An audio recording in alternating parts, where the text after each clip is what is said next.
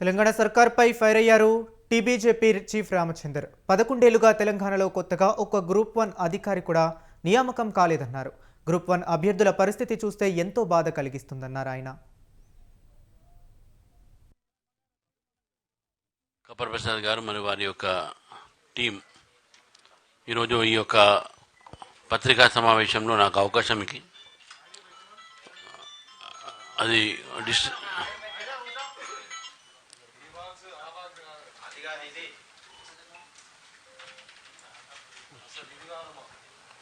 वहाँ नहीं आ रहा देखो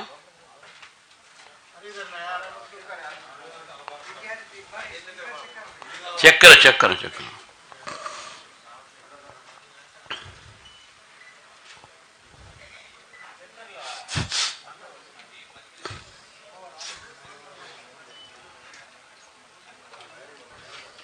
हेलो हेलो వచ్చిందా ఓకే యా మధ్య మధ్య మైక్ కూడా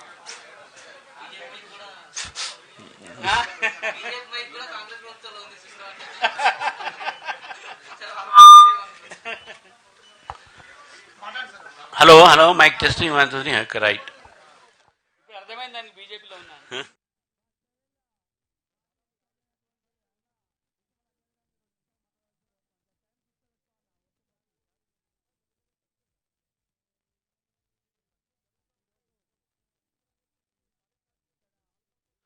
వారి పార్టీలో వారి యొక్క ప్రధానమంత్రినే ఈ యొక్క రాజ్యాంగాన్ని అవహేళన చేసి ఈ రాజ్యాంగాన్ని కాలరాసి ఎమర్జెన్సీ ప్రకటించినటువంటి ఒక శ్రీమతి గాంధీ గారు వారి పార్టీ, మరి అదే పార్టీలో వారు కొనసాగుతున్నారు.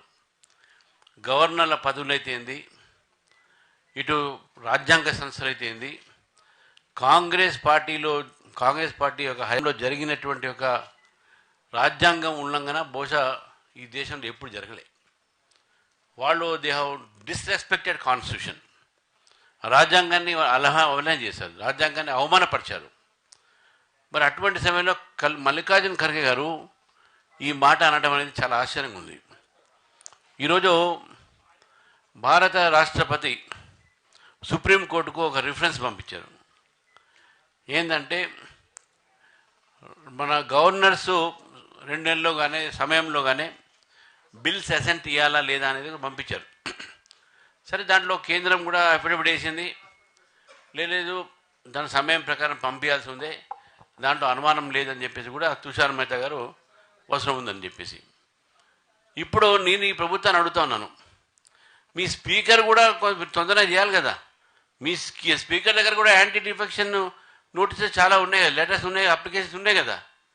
మరి దానిపైన మాత్రం సమయం లేదు, గవర్నర్ మాత్రం వాళ్ళ సమయం ప్రకారం చేయాలి. దయచేసి మీ సుప్రీంకోర్టులో ఏదైతే అఫిడవిట్లో మీరు 2 నెలల్లో పూర్తి చేయాలని చెప్తున్నారో, మీ స్పీకర్ కూడా చెప్పండి, ఏదైతే డిఫెక్షన్స్ మీద వచ్చినటువంటి ఏదైతే నోటీసెస్ ఉన్నాయో, ఏవైతే అప్లికేషన్స్ ఉన్నాయో దాన్ని కూడా సమయానుసారాన్ని డిస్పోజ్ చేయండి. You can't take a hypocritical stand, అక్కడ ఒక స్టాండు ఇక్కడ స్టాండు. మాకు చెప్పేటప్పుడు మీరు కూడా దాన్ని వినండి. ఒకటి. రెండోది, ఈరోజు కాంగ్రెస్ ప్రభుత్వం వచ్చిన తర్వాత అన్ని రంగాల్లో 2 సంవత్సరాలు దాదాపు 22-23 నెలలు అయింది దాదాపు, అన్ని రంగాల్లో వైఫల్యం చెందుతూ ఉన్నది.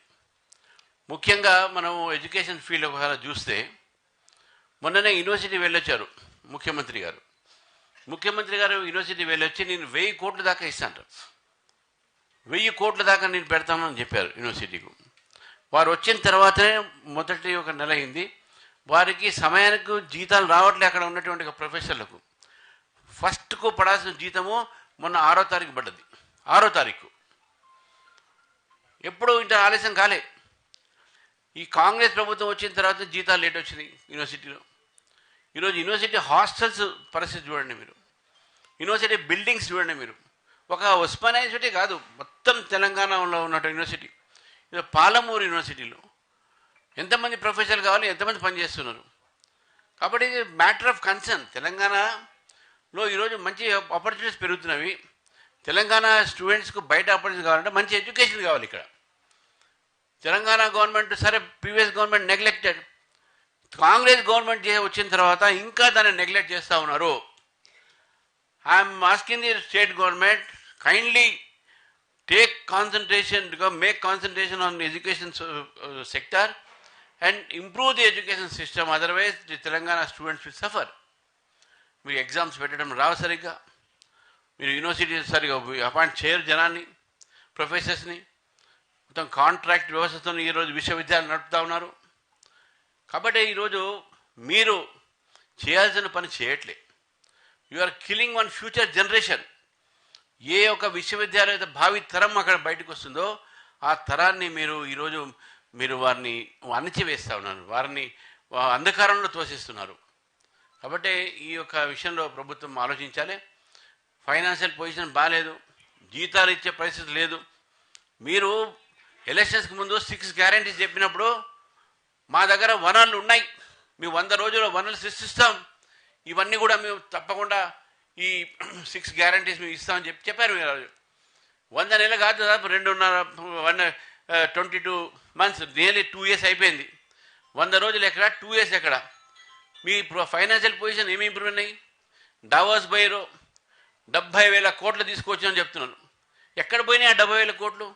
మొన్న ఎక్కడో మలేషియా, సింగపూర్ పోయి వచ్చారు, అక్కడ కూడా మీరు 10,000 కోట్లు వస్తున్నాయని చెప్పారు. అన్నీ ఇక్కడ తెలంగాణ తీసుకొస్తారు. 2 సంవత్సరాలు మీరు అన్నీ తిరిగారు కదా, ఎన్ని కోట్లు వచ్చిందని చెప్పండి. నాకు అనుమానం అయితే మీరు ఎంతైతే ఖర్చు పెట్టిన రానుపోను అవి కూడా రాకపోవచ్చు, మన రాష్ట్రానికి అది కూడా రాకపోవచ్చు.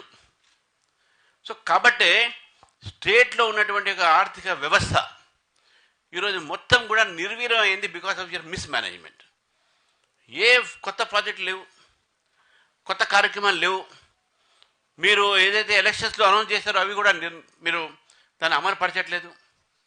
కాబట్టి ఇటువంటి ఒక పరిస్థితిలో మీ పరిపాలన ఏదైతుందో ఈరోజు ప్రజలు చూస్తూ ఉన్నారు. కాబట్టి ప్రజలు మిమ్మల్ని రేపు తప్పకుండా అన్ని ఎలక్షన్స్లో కూడా మీకు బుద్ధి చెప్తారని చెప్పి నేను భావిస్తూ ఉన్నాను.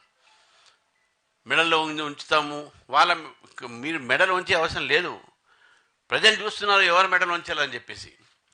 మీరు నిజంగా ఒక్క మాట చెప్పండి, కాంగ్రెస్ పార్టీ ఈరోజు 2 సంవత్సరాల్లో ఏ అంశంలో మీరు ప్రజలకు మంచిగా చేశారని చెప్పేసి. ఈరోజే పేపర్లో వచ్చింది, రహదారిలో దాదాపు ఈ యొక్క 10వ ప్లేస్లో ఉన్నాం యాక్సిడెంట్లు అయితేనే. వానలు పడితే ఎలక్ట్రిసిటీ షార్ట్లు చనిపోతూ ఉన్నారు. మీ జిహెచ్ఎంసీ పనిచేయట్లేదు, మీ ఎలక్ట్రిసిటీ డిపార్ట్మెంట్ సరిగ్గా పనిచేయట్లేదు, మీ రోడ్ సేఫ్టీ పనిచేయట్లేదు, మీ యొక్క అగ్రికల్చర్ డిపార్ట్మెంట్ పనిచేయట్లేదు షార్టేజెస్తోని. ఎక్కడ ఏ డిపార్ట్మెంట్ పనిచేస్తుంది అని చెప్తా ఉన్నాను. మొత్తం తెలంగాణలో అడ్మినిస్ట్రేటివ్ పారాలిసిస్ వచ్చేసింది. ఇది ఇక్కడ పరిపాలన పక్షవాతం వచ్చింది. పరిపాలన పక్షవాతం ఈరోజు తెలంగాణలో ఉంది. కాబట్టి ఈ పాలసీ పారాలిసిస్ ఒకటి ఉంటుంది. పాలసీ పారాలిసిస్ ఆల్రెడీ కాంగ్రెస్కి ఉంది, కానీ ఇప్పుడు administrative paralysis in Telangana. Telangana government should wake up. Telangana save చేయాల్సిన అవసరం ఉన్నది. తెలంగాణ తీసుకువచ్చింది మనం నియమాల కోసం, నియామకాల కోసం, నీటి కోసము. ఆ నియామకాలు సరిగ్గా చేయట్లేదు. కోర్టులు మరి చివాట్లు పడతా ఉన్నాయి. పాపం సెలెక్ట్ అయిన వాళ్ళు ఏడుస్తున్నారు, సెలెక్ట్ కారంలో ఏడుస్తున్నారు. వాళ్ళ బాధ ఎవరికి పడతారండి? ఇద్దరిని చూడాల్సిన అవసరం ఉన్నది.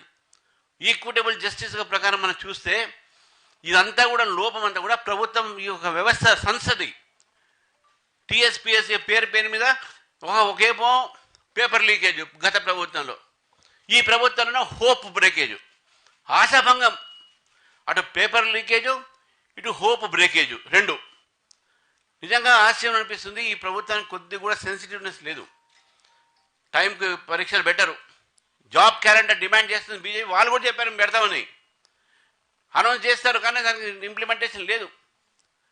గత 11 సంవత్సరాల నుంచి Telangana is without any group 1 officers. ఆ రోజు గత ప్రభుత్వం ఏపీఎంఎస్ ఎగ్జామ్ కరెక్ట్గా టీఎస్పీఎస్లో ఈ గ్రూప్ 1 ఎగ్జామినేషన్ పెట్టుంటే పిఎస్సి పబ్లిక్ సర్వీస్ కమిషన్ ఈ పార్టీకల్లా మనకు conferred IAS and IPS officer మన రాష్ట్రాలు ఉంటుండే. They are not conducted. Loss ఎవరికి? తెలంగాణకు, తెలంగాణ యువతకు, తెలంగాణలో ఉన్నటువంటి విద్యార్థులకు ఇది ఒక నష్టం జరిగింది జస్ట్ బికాజ్ ఆఫ్ యువర్ ఈ యొక్క దీంట్లో. కాబట్టి నేను ఈరోజు ఈ ప్రభుత్వాన్ని కోరుతా ఉన్నాను, భవిష్యత్తు తెలంగాణ యువతది.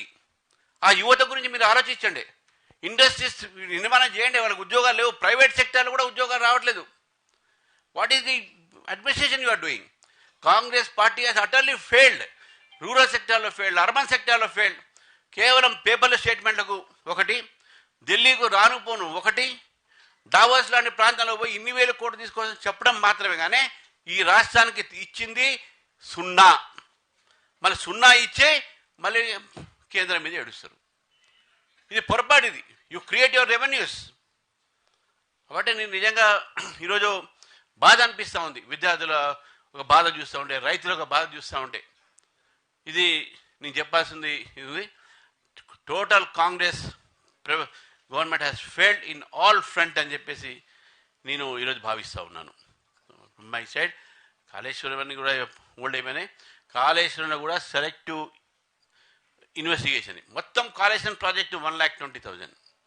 ఆ కాళేశ్వరం ప్రాజెక్ట్ మొత్తం మొదలు పెట్టేసి ఓన్లీ మేడిగడ్డ బ్యారేజ్, ఇంక 2 బ్యారేజ్లు వచ్చి అదే నేషనల్ డ్యామ్ సేఫ్టీ ఏజెన్సీ వాళ్ళు ఇచ్చినటువంటి ఒక యాంగిల్లోనే ఈరోజు ఘోష్ కమిషన్ కానీ వీళ్ళ సిబిఐ ఇన్వెస్టిగేషన్ పెట్టారు. కానీ ఎంటైర్ కాళేశ్వరం ప్రాజెక్టులో జరిగినటువంటి ఒక ఏవైతే ఉన్నాయో దాన్ని కూడా ఇన్వెస్టిగేషన్లో పార్ట్ చేయాలి అని బీజేపీ డిమాండ్ చేస్తూ ఉంది. ఇది ఓన్లీ మీగర్ పార్ట్, అంటే 10,000 కోట్ల కన్నా ఎక్కువ ఉండదు వరకు. కాబట్టి మిగతాయి కూడా ఏమి ఉండాలి? స్కోప్ ఆఫ్ ది ఇన్వెస్టిగేషన్ ఏదైతే దాని ఒక యాంగిల్, దాని పరిధి ఏది ఉందో ఆ పరిధి పెంచాలి. మేడిగట్ట వరకు, ఇంకో డ్యామ్ బ్యారేజెస్ వరకు 3 ఉన్నాయి. ఒకటి క్వాలిటీ ఆఫ్ కన్స్ట్రక్షన్స్, ఒకటి రెండోది దాంట్లో ఇన్వాల్వ్మెంట్ కరప్షన్, మూడోది మెయింటెనెన్స్. ఈ మూడిట్లో కూడా వాళ్ళు ఇన్వెస్టిగేట్ చేయాలి. ఎంటైర్ ప్రాజెక్ట్ని చేయాలి. ఒక బ్యారేజ్ను ఇంకో బ్యారేజ్ చేయడం కాదు. నేషనల్ డ్యామ్ సేఫ్టీ వాళ్ళు ఒక బ్యారేజ్ విషయంలో మాట్లాడారు. ఎంటైర్ ప్రాజెక్ట్ కూడా ఉంది కదా దాంట్లో. How much it is given, ఎంత తెలంగాణ హెల్ప్ అయింది ఇన్ని కోట్లు పెట్టిన తర్వాత కూడా, ఎన్ని ఎకరాలకు సాగు వచ్చింది, ఇవన్నీ ప్రాజెక్ట్స్, ఇవన్నీ ఎంతవరకు యూస్ఫుల్ అయ్యాయి, యూటిలిటీ ఏముంది, ఇవన్నీ కూడా బయట చెప్పాలని చెప్పేసి కూడా బయట పెట్టాలి. దీని మీద మాట్లాడుతూ మరి